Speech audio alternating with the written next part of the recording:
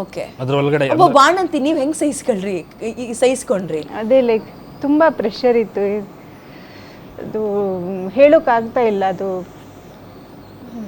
It was not easy, ಅಷ್ಟು ಈಸಿಯಾಗಿಲ್ಲ. Like 2 days ಅದು 10. Okay ಸರಿ, after that day by day we became strong. ಈ ರೀತಿಯ ಆರೋಗ್ಯ ಸಮಸ್ಯೆ ಮೋಕ್ಷಜ್ಞನಿಗಿದೆ ಅಂತ ಗೊತ್ತಾಯ್ತು, ನೀವು ಶಾಕಿಗೆ ಹೋದ್ರಿ. ಆ ಟ್ರೀಟ್ಮೆಂಟ್ ಹೆಂಗಿದೆ, ಎಲ್ಲಿಂದ ತರಬೇಕು, ಏನಾಗುತ್ತೆ ಅಂತ ಹೇಳಿದಾಗ ಇನ್ನೆಷ್ಟು ಶಾಕ್ ಆಯ್ತು ನಿಮಗೆ?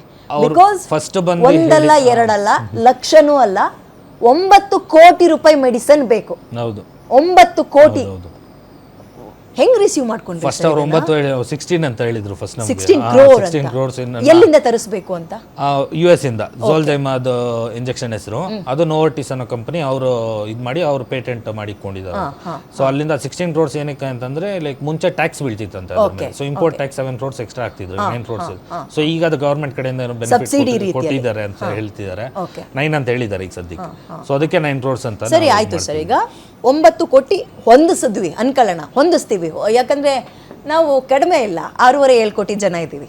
ಕಣ್ಣು ಮುಚ್ಕೊಂಡು ಒಬ್ಬ 10 ರೂಪಾಯಿ ಹಾಕಿದ್ರು ನಾವು ಎಲ್ಗೋ ಹೋಗ್ತೀವಿ. ಆ್ಯಂಡ್ ಆಗತ್ತೆ, ನೀವು ತಲೆನೇ ಕೆಡಿಸ್ಕೋಬೇಡಿ. ಆದರೆ ನಾನು ಕೇಳ್ತಾ ಇರೋದು, ಆ ಹೊಂದಿಸೋ ಪೀರಿಯಡ್ ತನಕ ಇವನಿಗೆ ಏನು ಬೇರೆ ಏನಾದ್ರು ಆಲ್ಟರ್ನೇಟಿವ್ ಮೆಡಿಸಿನ್ಸ್ ಕೊಡ್ತಾ ಇರ್ಬೇಕು? ರೆಸ್ಟಿ ಪ್ಲಂಪ್ ಕೊಡ್ತಾ ಇದೀವಿ.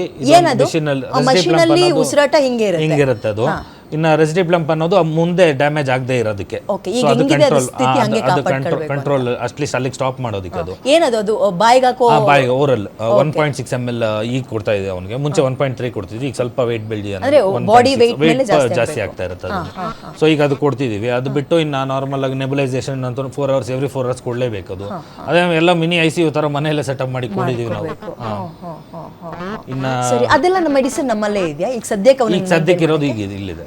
ಏನ್ ಕಾಸ್ಟ್ ಆಗುತ್ತೆ ಸರ್ ಅದು? 15,000 1 ಬಾಟಲ್ ಆಗುತ್ತೆ. ಎಷ್ಟಿರುತ್ತೆ ಅದರಲ್ಲಿ ಜಸ್ಟ್ ಒಂದು ಚಿಕ್ಕ ಸ್ಟೇಜ್ ಪೌಡರ್ ಇರುತ್ತೆ ಅಷ್ಟೇ. ಅದು ಅದನ್ನ ಮತ್ತೆ ಇದ್ರ ಡಿಸ್ಟಿಲ್ ವಾಟರ್ ಇರುತ್ತೆ, ಅದನ್ನ ಒಂದು 80 ml ಮಿಕ್ಸ್ ಮಾಡಿದ್ರೆ ಇಷ್ಟು ಬರುತ್ತೆ ಅದು ಬಾಟಲ್. ಸೊ ಅದನ್ನ 1.6 ml ತರ ಡೈಲಿ ಒಂದು 15,000 ಕಾಸ್ಟ್ ಆಗುತ್ತೆ ಒಂದು ಬಾಟಲ್. ಮುಂಚೆ 6 ಲಕ್ಷ ಇತ್ತು, ಅದು 6 lakhs ಇತ್ತು ಅದು ಮುಂಚೆ. ಅಟ್ಲೀಸ್ಟ್ ಈಗ ಸ್ವಲ್ಪ ದಿವಸದಿಂದ ಅದು ಇಂಡಿಯಾದಲ್ಲಿ ಅವೈಲೇಬಲ್ ಆಗಿರೋದ್ರಿಂದ. ಸರಿ, ತಿಂಗಳಿಗೆ ಎಷ್ಟು ಬಾಟಲ್ ಬೇಕದು? 1 ಬಾಟಲ್. ಸೊ ಅಲ್ಲಿ ತನಕ ನೀವು 15,000 ಮೇಂಟೈನ್ ಮಾಡ್ಕೊಂಡು ಹೋಗ್ಬೇಕು, ಈಗ ಒಂದು ದೊಡ್ಡ ಅಮೌಂಟ್ ಕಲೆಕ್ಟ್ ಆಗೋ ತನಕ ಅಂತ. ಓಕೆ, ಆಮೇಲೆ ಏನ್ ಮಾಡ್ಬೇಕು ಅನ್ಕೊಂಡ್ರಿ? ಹೆಂಗ್ ಧೈರ್ಯ ತಗೊಂಡ್ರಿ ನೀವು? ಹಿಂಗೆ ನೋಡಿದ್ವಿ, ಅಂದರೆ ಸುಮಾರು ಜನ ಇದೇ ಥರ ಸ್ವಲ್ಪ ಪೇರೆಂಟ್ಸ್ ಇದ್ದಾರಲ್ಲ. ನಮಗೆ ಫಸ್ಟ್ ಒಬ್ಬರು ಹೃದಯ್ ಅಂತ ಇತ್ತು ಪಾಪ, ಮುಂಬೈಯಲ್ಲಿರೋರು. ಅಲ್ಲಿ ಸಿನಾಪ್ಸ್ ಅಂತ ಒಂದು ಸೆಂಟರ್ ಇದೆ, ಆ್ಯನ್ ಮ್ಯಾಥ್ಯೂಸ್ ಅಂತ, ಇಲ್ಲಿ ಸ್ಪೆಷಲಿಸ್ಟ್ ಅವರೊಬ್ಬರೇ ನೋಡೋದು ಇಲ್ಲಿ ಈ ಡಿಸೀಸ್ಗೆ, ರೇರ್ ಡಿಸೀಸ್ಗೆ. ಸೊ ಅಲ್ಲಿ ಹೋಗಿದ್ದಾಗ ಅವ್ರು ಸಿಕ್ಕಿದ್ರು. ಅಂದರೆ ಅವ್ರು ಹೇಳಿದ್ರು, ನಾವು ಇದೇ ಥರ ಕಷ್ಟ ಬಿದ್ದು ಮಾಡಿ ಓಕೆ ಅವ್ರು ಹಾಕ್ಸಿದ್ದಾರೆ ಇಂಜೆಕ್ಷನ್. ಸೊ ಅವ್ರ ಹತ್ರ ಇನ್ಪುಟ್ಸ್ ತೊಗೊಂಡು ಸ್ವಲ್ಪ ಅಲ್ಲಿವರೆಗೂ ನಮಗೂ ಭಯನೇ, ಏನು ಮಾಡೋದು ಗೊತ್ತಿಲ್ಲ, ಏನು ಬ್ಲ್ಯಾಂಕ್ ಆಗೋಗಿದ್ವಿ ಫುಲ್ ನಾವೆಲ್ಲ. ಫ್ಯಾಮಿಲಿಯಲ್ಲಿ ನಾನು ಫುಲ್ಲು ಅಪ್ಸೆಟ್, ಯಾಕಂದ್ರೆ ಮಗು ಹುಟ್ಟಿತ್ತಂತ ಫುಲ್ ಖುಷಿಯಾಗಿದ್ವಿ. ಅದೇ ಟೈಮಲ್ಲಿ ಈ ಥರ ಆಯಿತು ಅಂತ ಅಂದ್ಬಿಟ್ಟು ಅಷ್ಟೇ ಬೇಜಾರು ಆಯಿತು. ಇನ್ನು ಸರಿ ಆಯ್ತು ಅಂತ ಅವ್ರ ಹತ್ರ ಇನ್ಪುಟ್ಸ್ ಎಲ್ಲ ತಗೊಂಡು ಇನ್ನು ಅದೇ ತರ ಅವರು ಗ್ರೂಪ್ ಅಲ್ಲೆಲ್ಲ ಆಡ್ ಮಾಡಿ ಬೇರೆ ಒಂದು ಮಗುವಿಗೆ ಅಂತದ್ದೇ ಬಂದಿತ್ತು, ಅವ್ರು ಆಲ್ರೆಡಿ ಟ್ರೀಟ್ಮೆಂಟ್ ಕೊಡ್ತಿದ್ದಾರೆ. ಅಂಡ್ ಪಾಪು ಈಗ ತುಂಬಾ ಚೆನ್ನಾಗಿದೆ. ಎಷ್ಟು ವರ್ಷ ಆ ಮಗುಗೆ? ಈಗ 1 year ಪ್ಲಸ್ ಆಗಿದೆ. ಈಗ 1 year ಇತ್ತೀಚೆಗೆ ಕೊಡ್ಸಿದ್ದಾರೆ.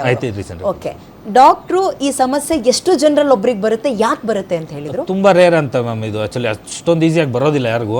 ಯಾಕಂದ್ರೆ ಇವಾಗ ನೋಡಿ, ನಾವಿಬ್ರು ಕ್ಯಾರಿಯರ್ಸ್, ಬಟ್ ನಾವು ರಿಲೇಟಿವ್ ಅಂತೂ ಅಲ್ಲ, ನಮ್ದು ಹೊಸ ಇದೆ, ನ್ಯೂ ಮ್ಯಾಚ್ ನಮ್ದು. ಸೊ ಇಬ್ಬರಲ್ಲೂ ಕ್ಯಾರಿಯರ್ಸ್ ಇರ್ತಾರಂತೆ. ಇದು ಅದು ಏನು 7 generations ಇಂದ ಕ್ಯಾರಿಯರ್ಸ್ ಹಾಕೊಂಡ್ ಬಂದಿದ್ರೆ ಮಾತ್ರ ಇದು ಇಬ್ರಿಗೆ. ಬಟ್ ಇಬ್ರಿಗೂ ಮತ್ತೆ ಲೈಕ್ ಮ್ಯಾರೇಜ್ ಆದ್ರೂ 70% ಚೆನ್ನಾಗೇ ಹುಡ್ತಾರಂತೆ ಪಾಪು. ಆ 25% ಅಲ್ಲಿ ಈ ಥರ ಅಜೀನ್ ಮಿಸ್ ಆಗಿರೋರು ಹುಡ್ತಾರಂತೆ. ಅದು ಆ ಥರ ಇದೆ. ಸೊ ಅದು ನಮ್ಗೆ ಮ್ಯಾಮ್ ಎಕ್ಸ್ಪ್ಲೇನ್ ಮಾಡಿದಾಗ ನಮಗೂ ಫುಲ್ ಕನ್ಫ್ಯೂಷನ್ ಆಯ್ತು ಅದು. ಸೊ ಆ ಥರ ಆಗುತ್ತೆ ಅಂತ. ಓಕೆ, ತುಂಬಾ ಅಪರೂಪದಲ್ಲಿ. ಇನ್ನೊಂದು ರಿಲೇಟಿವ್ಸ್ ಅಲ್ಲಿ ಮಾಡ್ಕೊಂಡ್ರೆ ಮುಂಚೆ ಅದೇನೇನೋ ಪ್ರಾಬ್ಲಮ್ ಆಗ್ತಿತ್ತು ಅದು ಇದು ಅಂತ.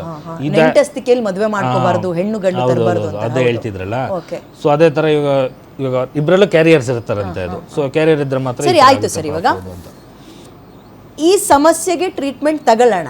ಬಟ್ ಅದಕ್ಕಿಂತ ಮುಂಚೆ ನಾವು ತೀರಾ ಹಂಗಾಗ್ಬಿಟ್ರೆ ಅಂತ ಮಾತಾಡೋದು ಬೇಡ.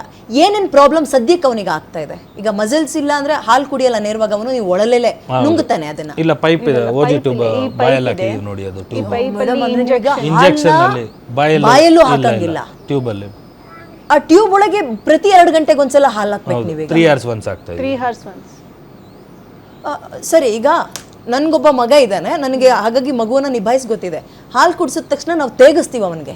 ಇವನಿಗೆ ಹೆಂಗ್ ಮಾಡ್ತೀರಿ? ತೇಗಿಸ್ತೀರಾ? ಡೈರೆಕ್ಟ್ ಸ್ಟಮಕ್ಕಿಗೆ ಹೋಗುತ್ತೆ, ಅದೇನು ಪ್ರಾಬ್ಲಮ್ ಆಗಲ್ಲ ಅವನಿಗೆ. ಸ್ವಲ್ಪ ಸ್ಲ್ಯಾಂಟಿಂಗ್ ಅಲ್ಲಿ ಇಟ್ಕೊಂಡು ಯಾವಾಗಲೂ ಬೆಡ್ ಅಲ್ಲಿ ಈ ತರ ಮಲಗಿಸ್ಬೇಕು, ಸ್ಲ್ಯಾಂಟ್ ಆಗಿ. ಓಕೆ ಓಕೆ, ಅರ್ಧ ಒಂದು 60 ಡಿಗ್ರಿ ಸ್ವಲ್ಪ ಒಂದು ಸ್ಲ್ಯಾಂಟ್ ಆಗಿ ಆ ತರ ಮಲಗಿಸ್ತೀವಿ ಅವನ್ನ. ಅದು ಡೈರೆಕ್ಟ್ ಸ್ಟಮಕ್ಗೆ ಹೋಗ್ತದೆ. ಅದು ಇವನ್ಗೆ ರಿಫ್ಲೆಕ್ಸ್ ಆಗ್ತದೆ. ಅದು ರಿಫ್ಲೆಕ್ಸ್ ಅವಾಯ್ಡ್ ಮಾಡೋದಕ್ಕೆ ಸ್ವಲ್ಪ ಮೆಡಿಸಿನ್ ಕೊಟ್ಟಿದ್ದಾರೆ, ಇದು ನೆಕ್ಸ್ಪ್ರೋ, ಡೋಮ್ಸ್ಟಾಲ್, ಇದು ಎಲ್ಲ ಅದು ಕೂಡ ಮ್ಯಾನೇಜ್ ಮಾಡಬೇಕು. Okay okay.